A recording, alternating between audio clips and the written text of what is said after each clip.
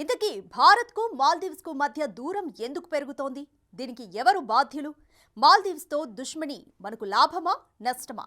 ఉన్న పళంగా టూరిస్టులంతా మాల్దీవ్స్ను మరిచి లక్షద్వీప్కు క్యూ కట్టే అవకాశాలు ఎంత?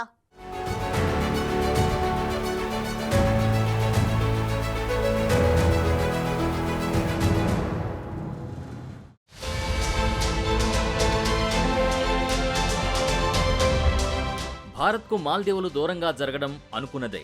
మొన్నటి వరకు మాల్దీవుల్లో భారత్కు అనుకూలంగా ఉన్న ప్రభుత్వం ఇటీవల ఎన్నికల్లో ఓడిపోయి భారత వ్యతిరేక కూటమి అధికారంలోకి వచ్చింది. అయితే ఎన్నికల్లో గెలిచిన మహమ్మద్ మొయిజ్జీకి చైనా అనుకూలవాది అన్న పేరుంది. ఆయన పాలనా పగ్గాలు చేపట్టగానే మాల్దీవుల్లో ఉన్న భారత సైనికులు వెనక్కి వెళ్లిపోవాలని ఆదేశించారు. ఎన్నికల ప్రచారంలోనే ఆయన ఇండియా అవుట్ నినాదాన్నిచ్చారు.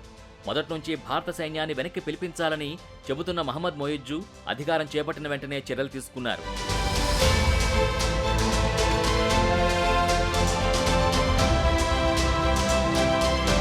హిందూ మహాసముద్రం ప్రాంతంలో వ్యూహాత్మకంగా పట్టు సాధించడం కోసం మాల్దీవుల్లో తమ ఉనికిని పెంచుకోవడానికి గత కొంతకాలంగా భారత్, చైనా దేశాలు విపరీతంగా పోటీ పడుతున్నాయి. ఈ నేపథ్యంలోనే గతంలో మాల్దీవుల అధ్యక్షుడిగా ఉన్న ఇబ్రహీం సోలిహ్ ఇండియా ఫస్ట్ నినాదంతో భారత్తో మెరుగైన సంబంధాలు కొనసాగించగా ఆయన తాజాగా జరిగిన ఎన్నికల్లో ఓటమి పాలయ్యారు. ఇక చైనా అనుకూల వ్యక్తి అయిన మహమ్మద్ మొయిజ్జు భారత్ అవుట్ నినాదంతో ఎన్నికల్లో గెలవడం భారత్కి పెద్ద ఎదురుదెబ్బగా మారింది.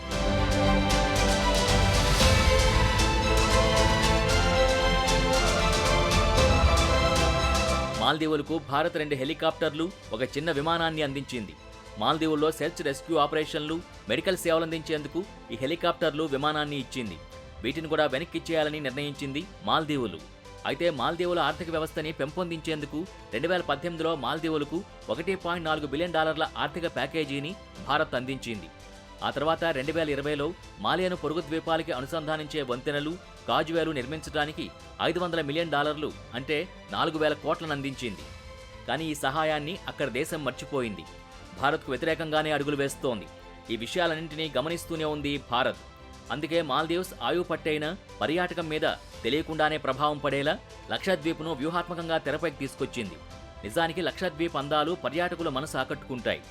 అద్భుతమైన పగడపు దెబ్బలు, శుభ్రమైన బీచ్లు టూరిస్టులకు కొత్త అనుభూతినిస్తాయి. ఎటు చూసినా ఆశ్చర్యానికి గురిచేసే అందాలే కనువిందు చేస్తాయి. లక్షద్వీప్లో మొత్తం 36 ద్వీపాలున్నాయి. 1956లో ఈ దీవుల్ని కేంద్రపాలిత ప్రాంతంగా గుర్తించారు. 1973లో లక్షద్వీప్ అనే పేరు పెట్టారు. ఇక్కడ 36 ద్వీపాలున్నా 10లోనే ప్రజలు నివసిస్తారు. మరో ప్రత్యేకత ఏంటంటే దేశంలోని అతి చిన్న కేంద్రపాలిత ప్రాంతం.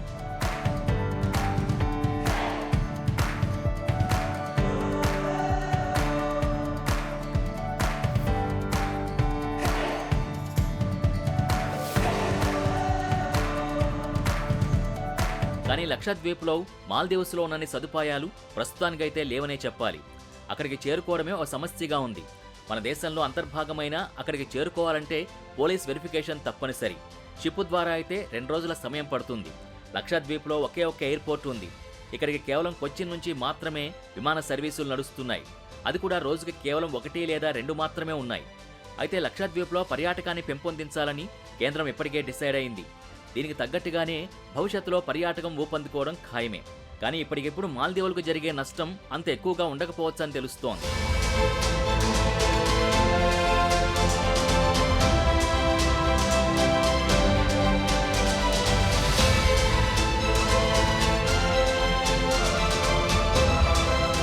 అదే సమయంలో ఈ అంశం భారత్, మాల్దీవుల మధ్య దూరాన్ని మరింత పెంచే అవకాశం ఉంది. వ్యూహాత్మకంగా మాల్దీవులు మనకి అత్యంత అవసరమైన దేశం. కయ్యానికి కాలు దువ్వేందుకు ఎల్లప్పుడూ రెడీగా ఉండే డ్రాగన్ కంట్రీ చైనా కంట్రోల్లోకి మాల్దీవులు పెడితే మన భద్రతకు పెద్ద సమస్యే. మాల్దీవుల్లో చైనా సైన్యం పాగా వేస్తే మన కదలికల్ని తెలుసుకునే ప్రమాదం ఉంది.